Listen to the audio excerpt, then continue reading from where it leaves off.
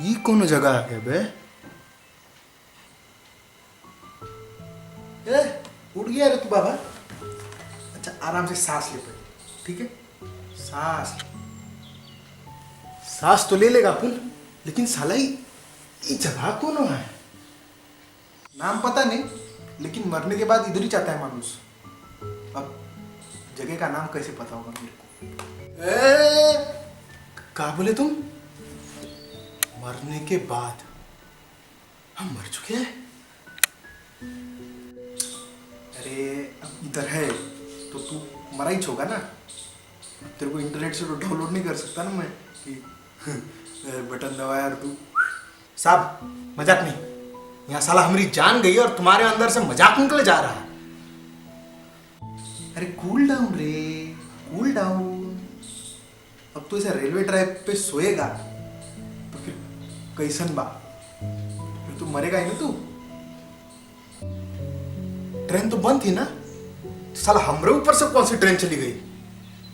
अरे public train बंद थी रे, पर मालगाड़ी चालू होती ना वेड़े। हाँ अच्छा ये बता, तेरे परिवार में कोई? नहीं, हमरे आगे पीछे तो कोनो नहीं है। पिछले साल बापू आप हो गया था, उसके बाद अकेली है, अकेली जिंदगी काट रहे थे। अभी लॉकडाउन में खाने पीने के वादे हो गए थे, इसलिए सोचा गांव चले जाए, थोड़ी तकलीफ कम होगी। हमका का पता था। अरे तू चिल ले रे पापा, चिल ले। अब जो हो गया सो हो गया, पता क्या करना है। वैसे आप कौन ट्रेन के नीचे आ गए? ए मजाक समझे के रे? पुलिस में था अपन, पुलिस में। पुलिस में? अरे सलाम साहब, सही बात है आपका तो, लेकिन एक बात बताइएगा हमका जरा। वो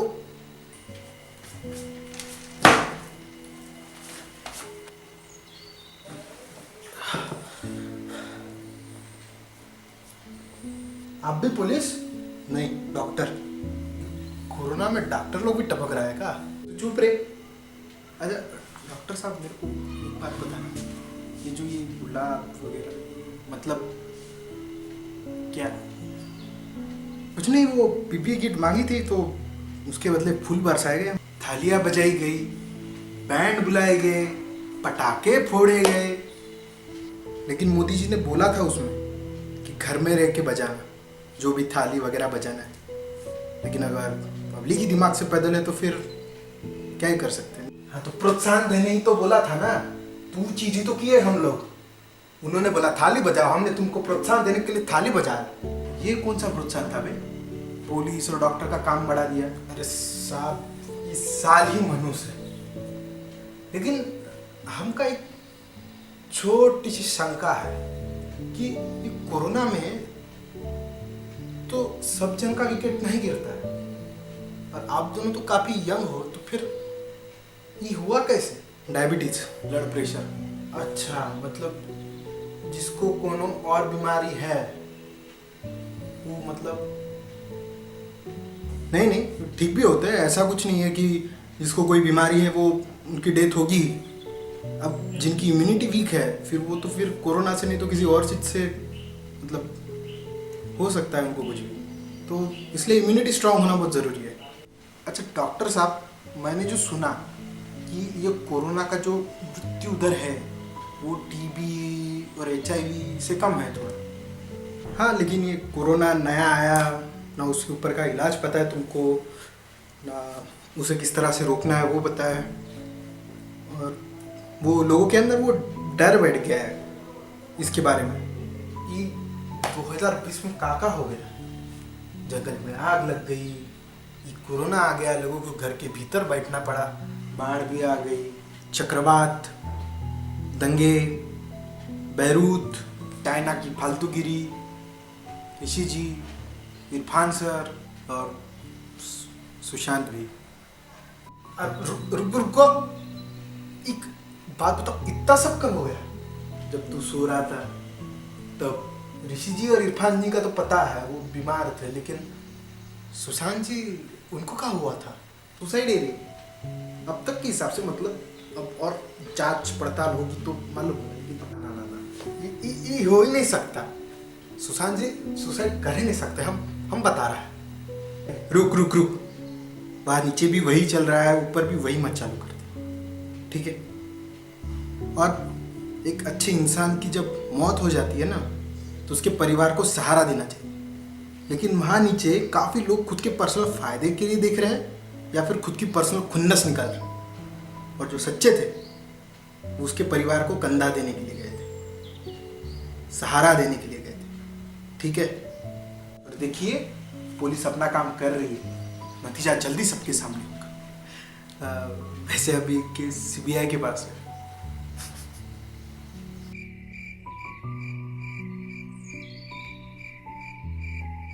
इतना सब साला 1 साल पे ही हो गया नहीं? अरे लॉकडाउन इतना नहीं चलता था रे। अगर लोगों ने तब बराबर से लॉकडाउन फॉलो किया होता ना, हाँ तो वो जिम्मेदारी आपका था। आपने लोगों से लॉकडाउन बराबर फॉलो करवाना चाहिए था। अबे अपने बीवी से बच्चों से दूर रह रहे थे, धूप में खड़े थे तुम लोगों के लिए, और जो औरतें अपने मर्दों को बचाने के लिए बीच में आ रही थी उनको गलती से डंडा लग गया तो उसमें भी सस्पेंड हम पुलिस वाले ही हो रहे थे ना। हाँ फिर हमको भी हमारा परिवार है ना, हमको भी ऊका देखना पड़ेगा ना। और लोगों को बोला गया था कि बिना काम के घर के बाहर मत निकलना, तो क्यों निकले भाई? हाँ तो आप क्या करेंगे? ठीक करो सबको। हाँ जो लोग आते हैं कोरोना से उनको ठीक करिए, अपनी जिम्मेदारी से ना भागिए। सुन, 130 करोड़ की आबादी वाला देश, और उसमें डॉक्टर्स कितने निकलते हैं? 70,000 ग्रेजुएशन करके और 25,000 पोस्ट ग्रेजुएशन करके। और अगर इस इतनी बड़ी आबादी वाले देश पे कोई आपदा आन पड़े तो भाई उतनी फैसिलिटी और उतनी संख्या में लोगों को एडमिट करने के लिए हॉस्पिटल्स अपने देश में है नहीं। इतने कम डॉक्टर्स, मतलब कोरोना को रोकने का कोनो तरीका था ही नहीं। क्योंकि लॉकडाउन में तो इन लोगों ने पहरा दे के अपनी ड्यूटी बराबर निभाई और अभी भी निभा रहा है।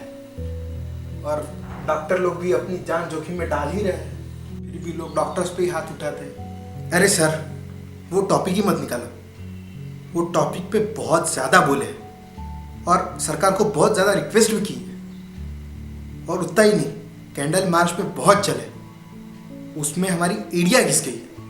लेकिन ये देश के लोग ना नहीं सुधरने वाले।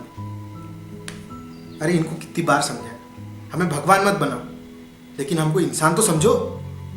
जैसे ये कोरोना भी नहीं सुधरे। तो पूछ रहा था ना रे कि इसको रोकने के लिए क्या? तो बेटा जब शुरुआत में तुम लोगों को बोला गया था कि घर में रहो घर में रहो, 2 रुपए के सांबार के लिए लोग बाहर जा रहे थे। हैं? बिना सांबार की सब्जी खाई तो कुछ होता है तेरा? तेरा काय को बोल रहा हूँ, ये लोगों का। अगर तब रहते थे ना तो आज इतनी मुश्किल नहीं होती थी शायद।